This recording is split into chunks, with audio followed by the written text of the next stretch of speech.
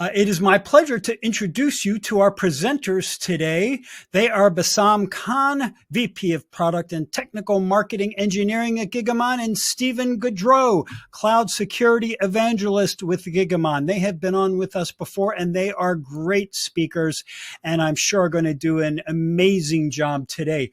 So, Bassam, I think you are up first, or are going to kick this off. So I am going to hand you the keys. Start that sucker up.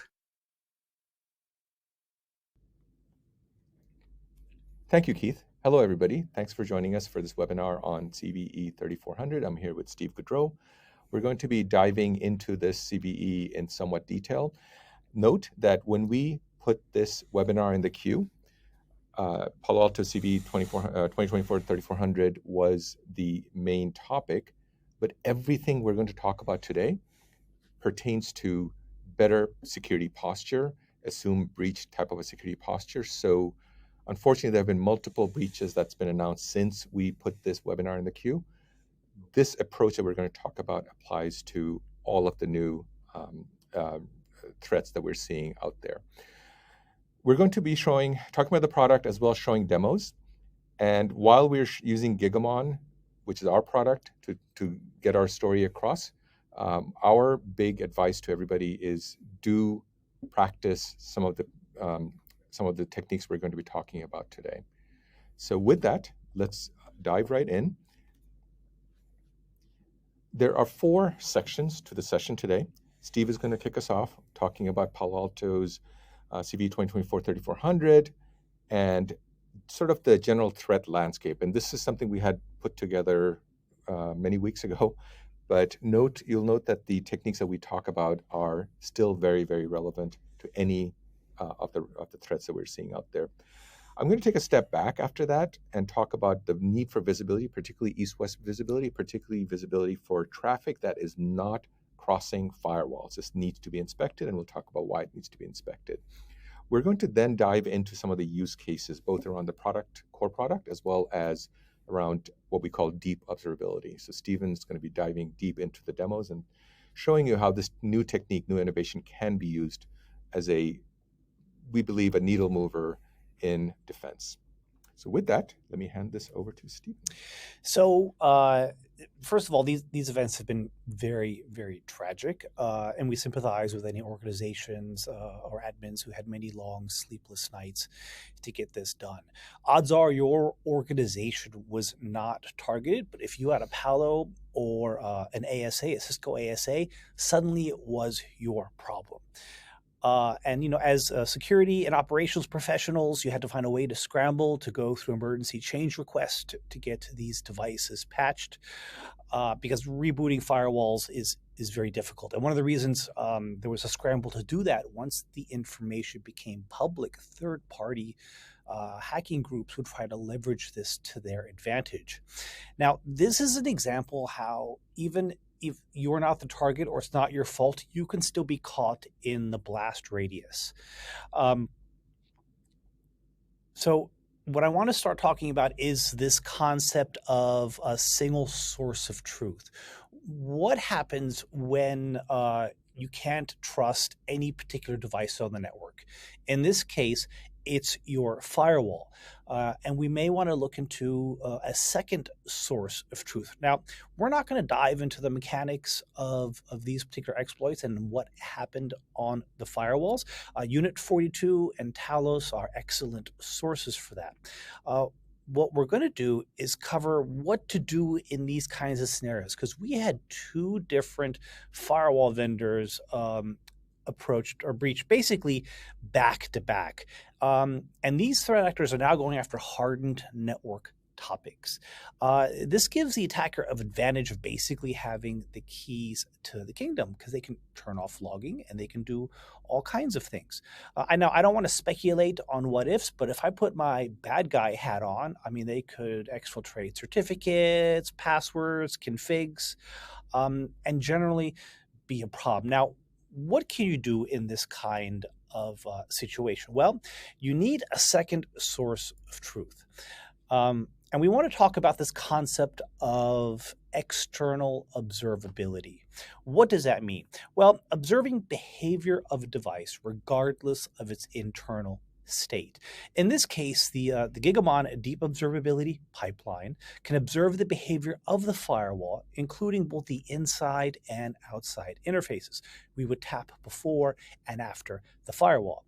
Gigamon has a deep and rich application and protocol visibility. Now, I want to be perfectly clear.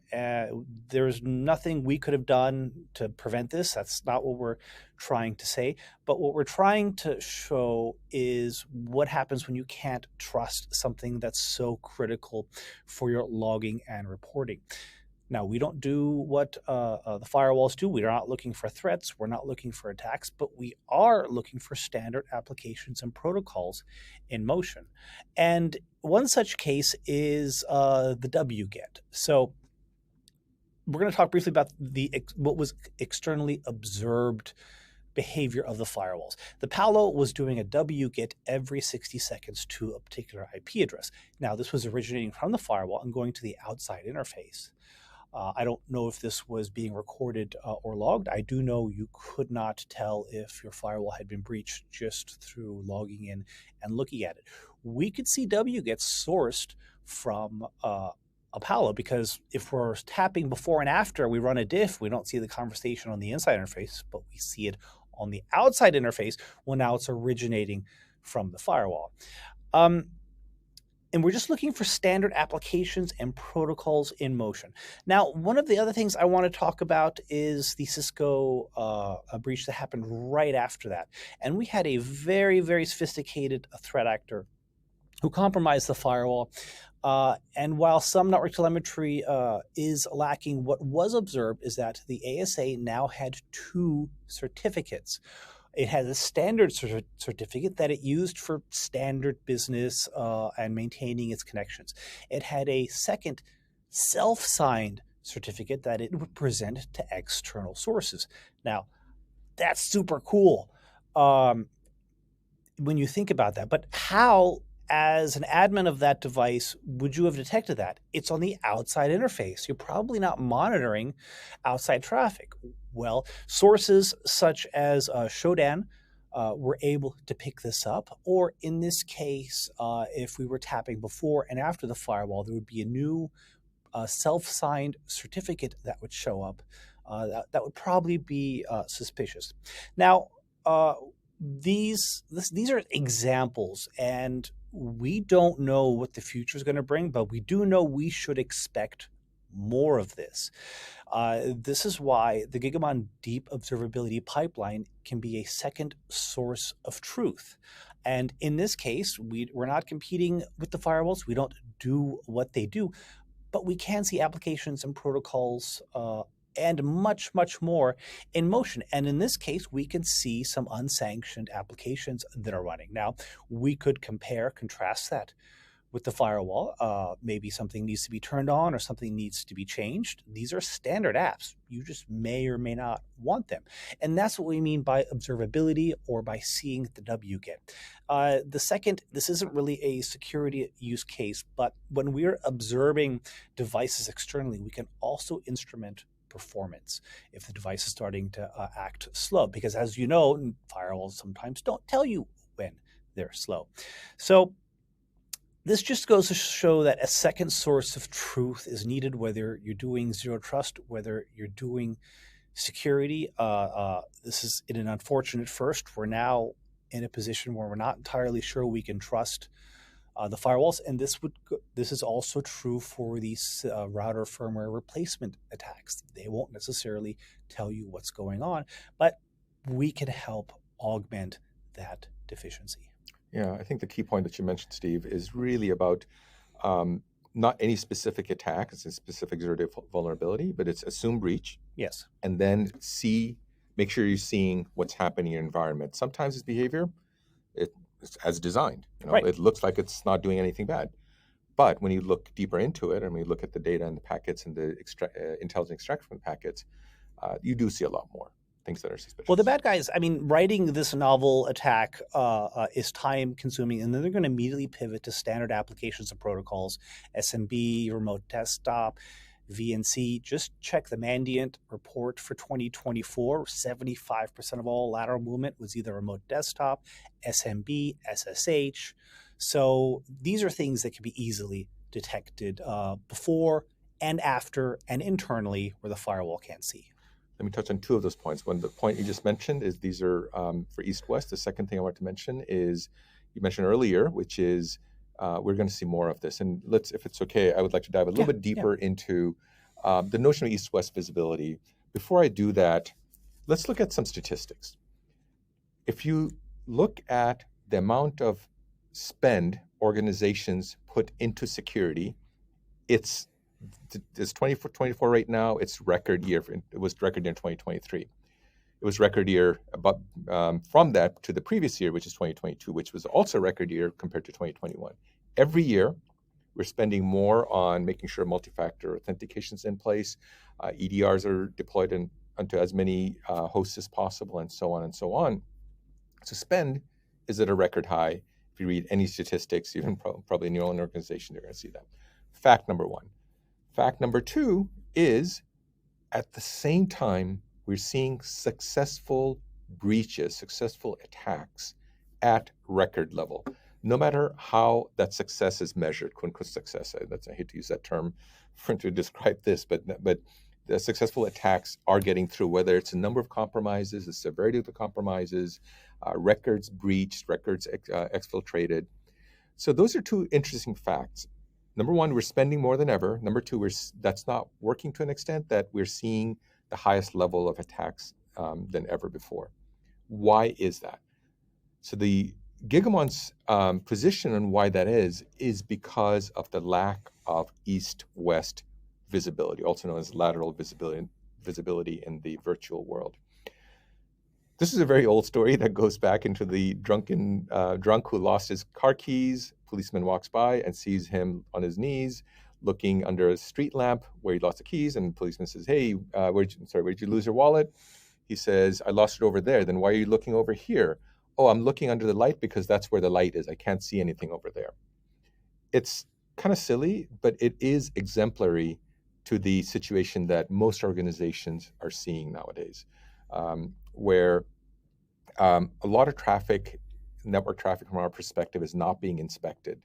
So if you look at almost all of the modern attacks, particularly ransomware attacks, they all leverage the fact that there's traffic that's not crossing firewalls, that's within microsegments, microsegments. Traffic is not being inspected, and that's where lateral movement's happening. That's where staging servers are being put in before they do the main exfiltration. So there's a lot of activity that's required for successful attacks. And that's really what we're here to talk about. I like this picture because is this where the breach happened? No, this is where the logs are, right? Yeah. This is where I'm seeing the logs. Yeah. Or this is where the EDRs are sitting, and that's where I'm seeing that's the where agents. The logging has, even though that's not necessarily where the attack or the breach or the movement was. That's right. And the attackers know it. And that's why if you look at any of the, unfortunately, healthcare industry attacks, casino industry attacks, locking down over 100 ESXi servers in one of those instances, it's because the logs were not providing the level of depth that was needed. So what is this visibility that we're talking about? This visibility is not a standalone visibility. So the way we view the world is, and most mature security organizations view the world, is it's a visibility triad. On one side, you've got EDRs with agents installed on as many hosts as possible, and the EDR agents have amazing visibility inside that host. What systems, services, processes are running, what's abnormal, and so on. And also what's coming in and out of that EDR agent. But it's not seeing inter-host communications. It's not seeing any kind of communications on hosts that don't have an agent installed. And there are also more and more ways of bypassing EDRs by side loading, and the latest one, I forget the name of that. There's a number of ways that the threat actors are bypassing EDR visibility. Then, of course, logs come in. Logs are out there. Logs will say, Bassam talked to Steve, IP host talked to IP A, talked to IP B, IP addresses. This is the port that they used, and we see a 443 port, but we don't know until we look at the traffic in depth through deep packet inspection what was really communicated. So as a result, this information is somewhat it's incomplete from a log perspective, but logs are also mutable, where threat actors' first step is to really cover their footprints. And how do they do that typically? They usually do something with the logs. Turn off logging. Turn off logging. Right? Or suddenly we can't trust the firewall logs to be complete. That's right. And logging as it exists is being asked to solve a problem it was never designed to solve for. It's not application aware. And that's a bit of a problem, right? Because the non-standard port use case has, I believe, 41 entries in MITRE with 51 forensics threat reports. So this is very, very easy for threat actors to do. And it renders network logs, while accurate, you don't actually know what happened. And then there's protocols that you just can't tell the difference. SMB version 1.2.3, there's still a port 4.4.5 conversation, right? So once we throw this kind of visibility on to the network, we start finding all kinds of fun things, right? And what we're looking for is deltas in the logs, right? Oh, I have a conversation here, but I don't have one here. Why is that? And again, not a single source of truth. Any source of truth could potentially be compromised. So you need at least, preferably an N+1, which may not be physically feasible, but at least, a parity of something that also is doing something similar in parallel. That's exactly correct.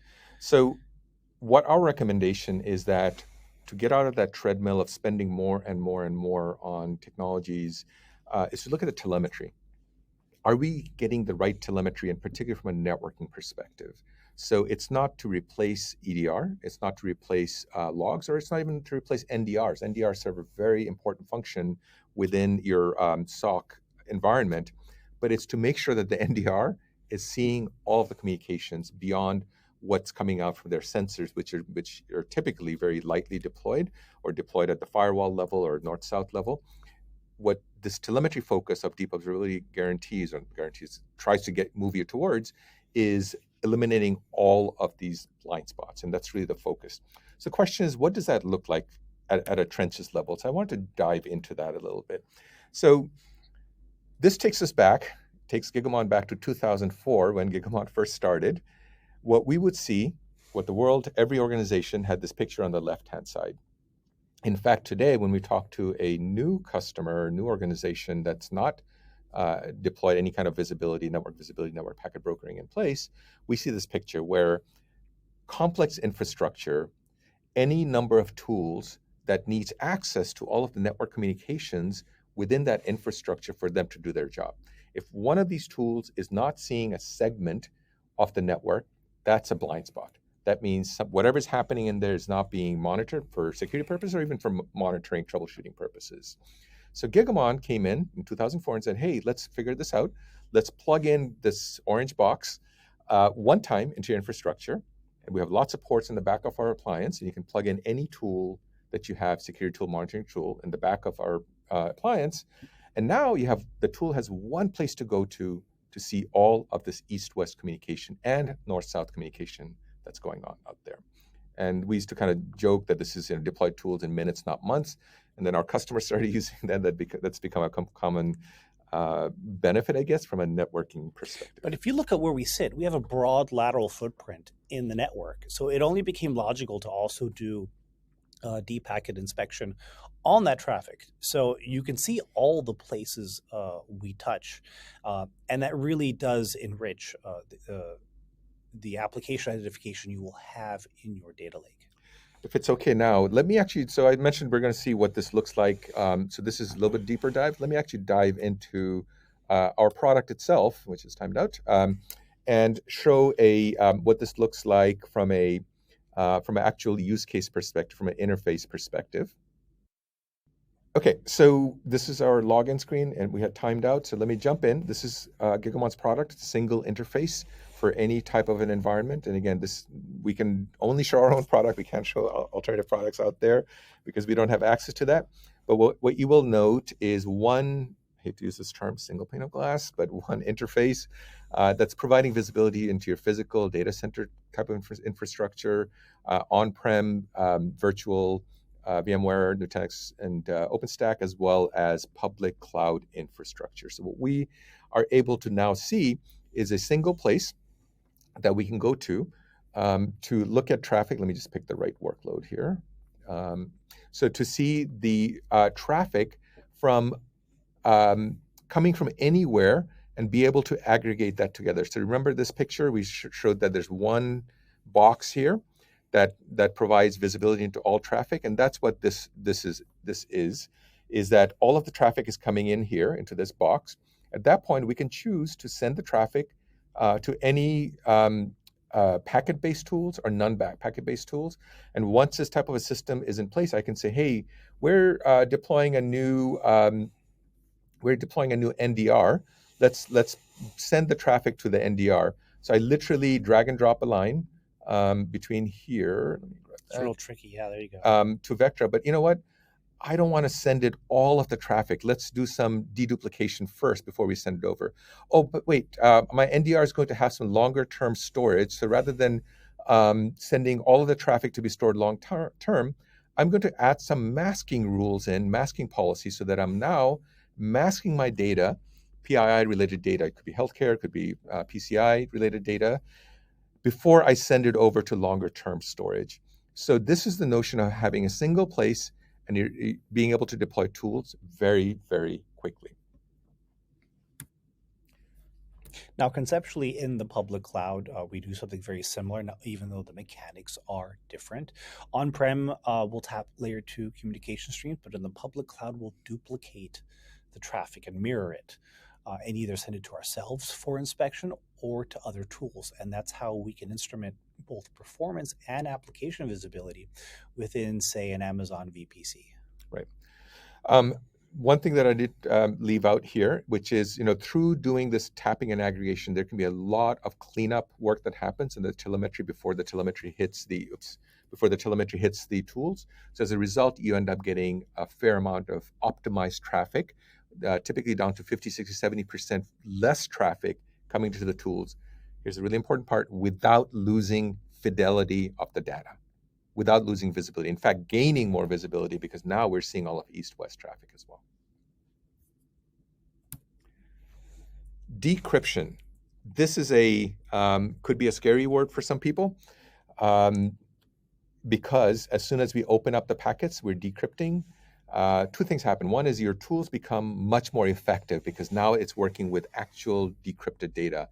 Yes, some tools vendors will say that we perform very well in detect. We can detect anything based on our MLAI whiz-bang engine because it finds things in encrypted traffic.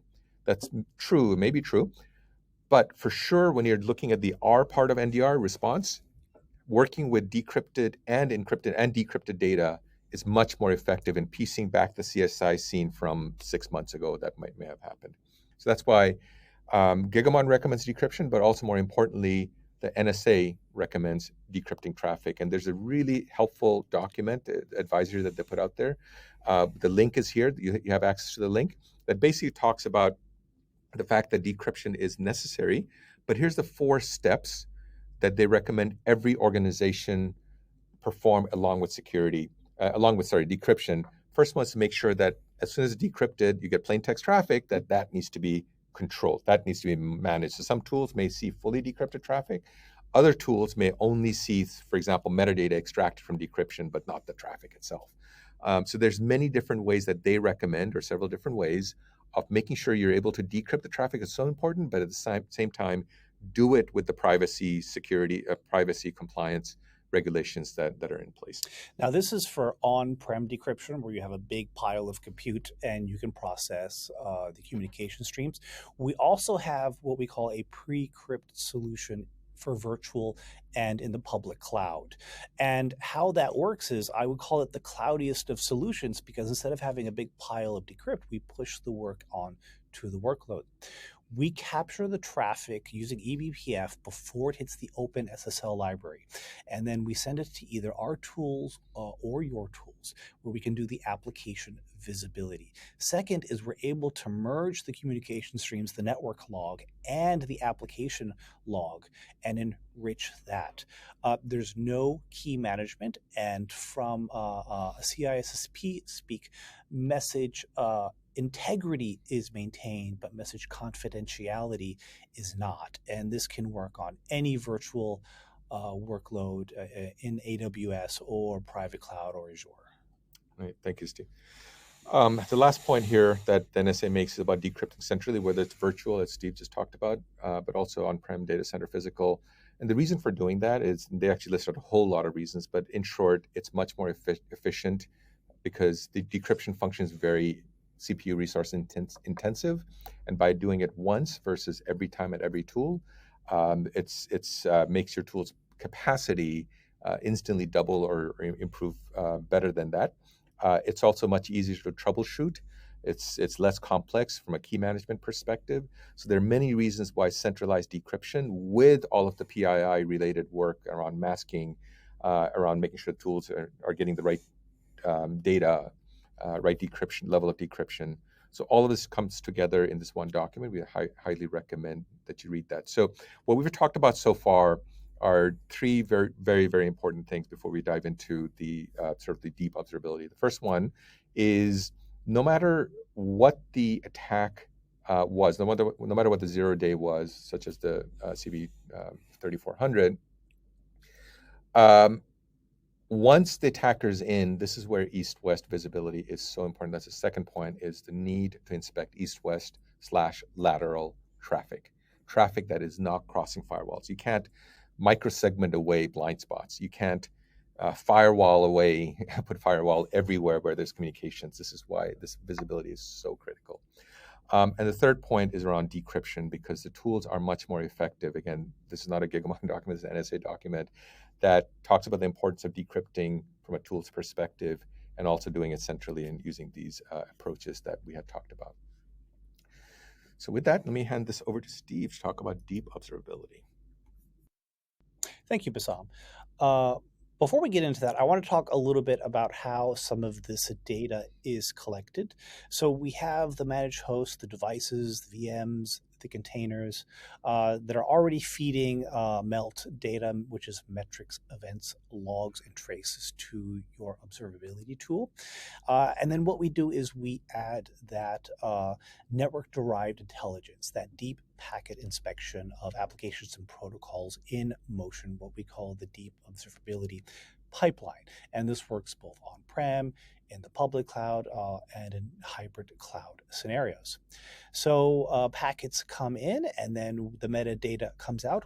That is then appended in, say, Datadog or Splunk, where this conversation, this 5-tuple, and suddenly is SSH, or it's TLS with this certificate that went to this website.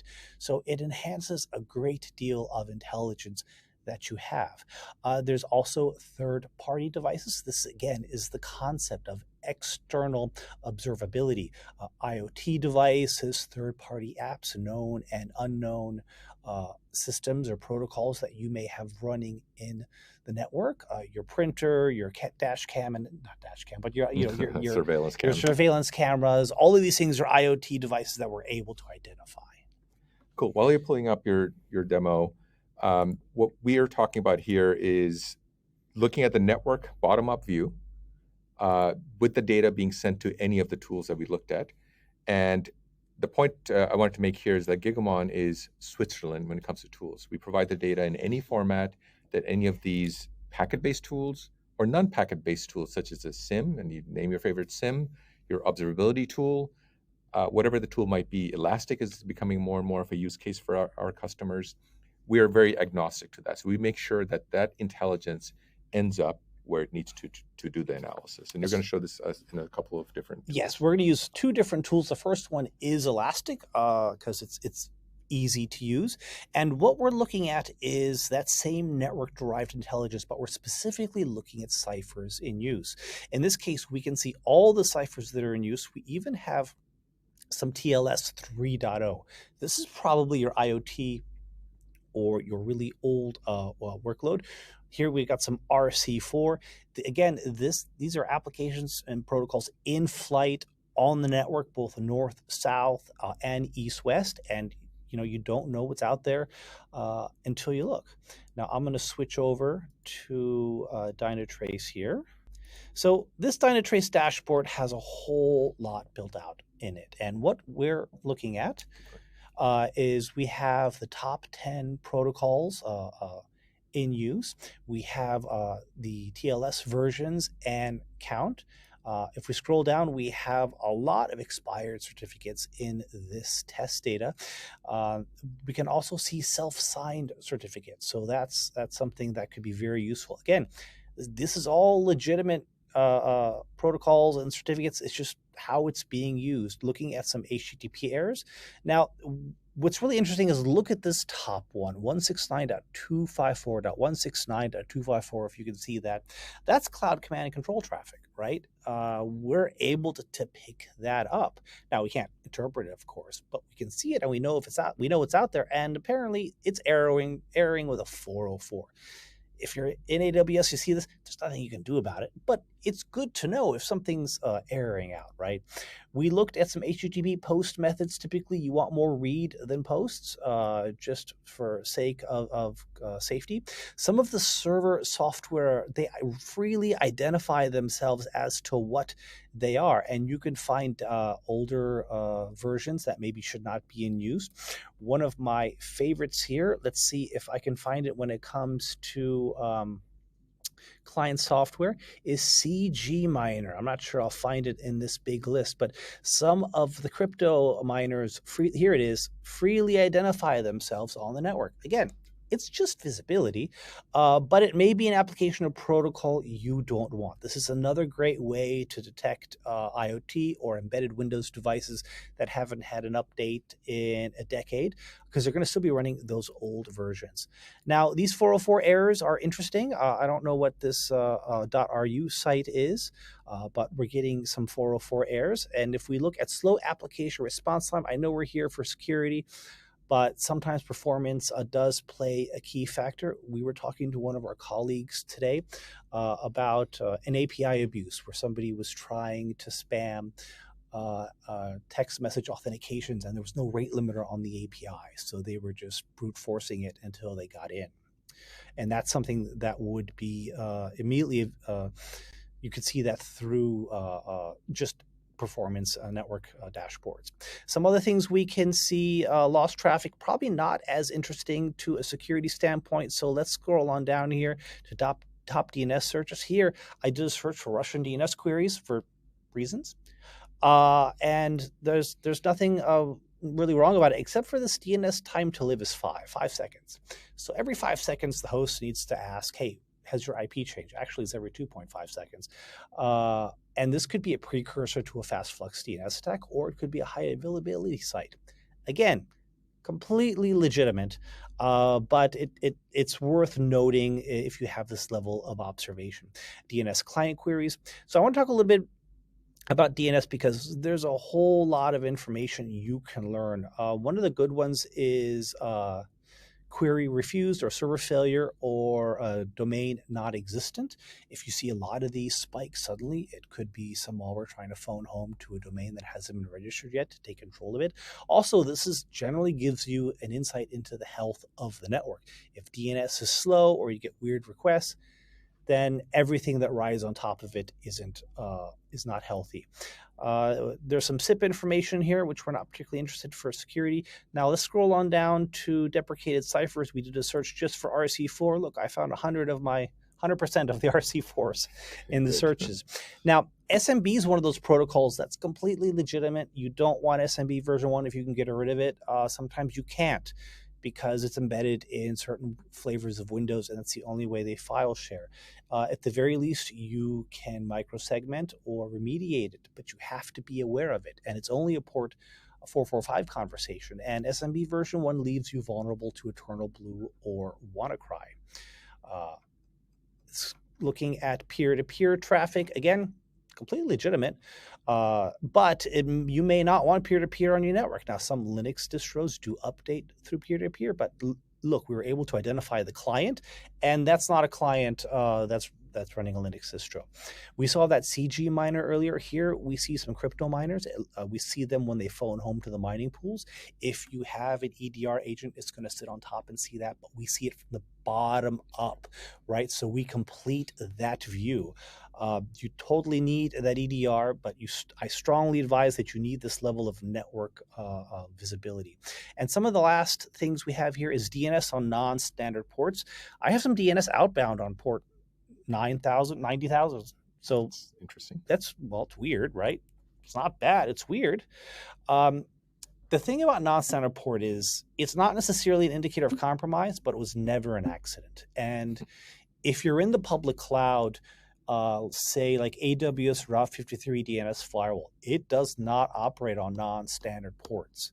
So either you have to just let this traffic go, or you have to block all egress traffic and force it through a security VPC.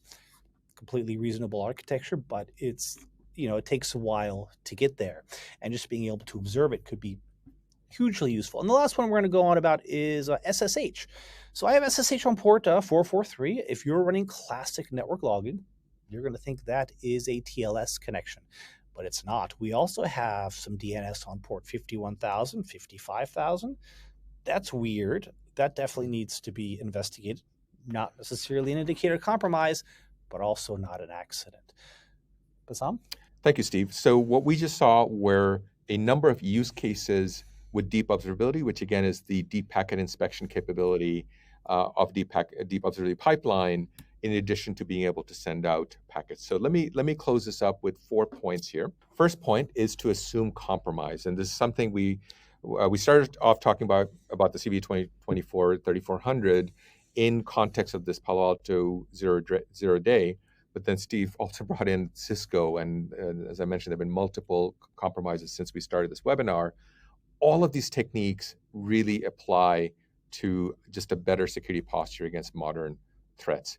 Assume compromise, eliminate blind spots, east-west visibility, lateral visibility. This traffic needs to be inspected, and inspection works much better when you're working with decrypted traffic in a compliance standards way. So this is probably the 2 biggest points.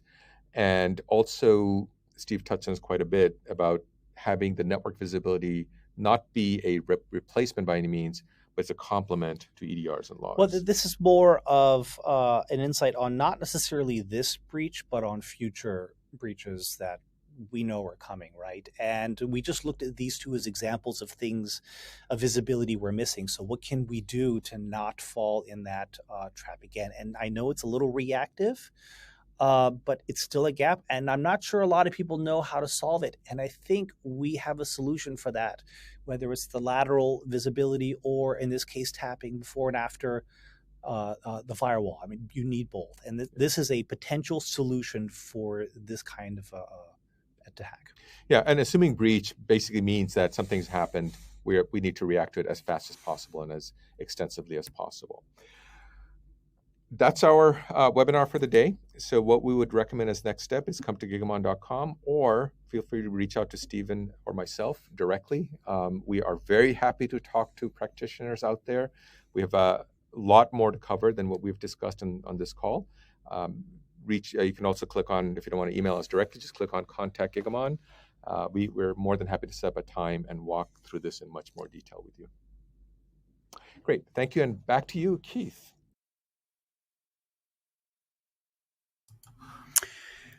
Thank you so much, Bassam. And man, what an awesome presentation from both of you. Loved it.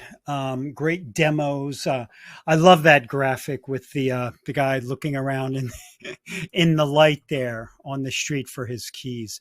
It is so true of so much of what happens in this space. And with that, folks, I'm going to put up a poll question. Well, it's up there right now. Please let us know what additional information you would like about the Gigamon solution. They gave a lot of reasons to look into it today, I think. So let them know, provide that feedback while I take care of a couple of more things at the end here. I did want to note that although while Bassam and Stephen cannot take any questions today, that Gigamom will be following up on all the questions that you ask. So have no fear. If you ask a question, they will be reaching out and getting in touch with you, which is great. So with that, we have got just one more thing to do, folks. We are nearing the end, but we do need to give away that Amazon gift card for $250. And I'm going to leave the poll up while I do that, so keep voting. We do have a winner too. And as with all our events, you do have to be around for the entire event to be eligible. And the winner of this $250 Amazon gift card is Colette Simo from Virginia. Congratulations to you, Colette. We will be in touch ASAP to get you your card.